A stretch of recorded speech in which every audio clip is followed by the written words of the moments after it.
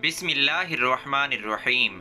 रूह निकलते वक़्त मुतासिर होने वाले अज़ा। रूह निकलने के बाद मुर्दा सब कुछ सुन सकता है।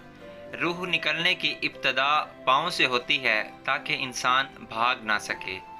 रूह निकलने की इंतहा आँखों से होती है ताकि इंसान अपनी बेबसी देख सके। रूह निकलने के बाद मुर्दा बोलता भी है, मगर इंसान और जिन के अलावा तमाम परिंदे इसे सुन सकते हैं।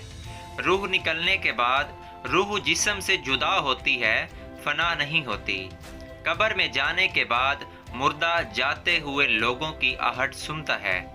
कब्र में मुर्दे के पास दो फरिश्ते ज़मीन को चीरते हुए आते हैं।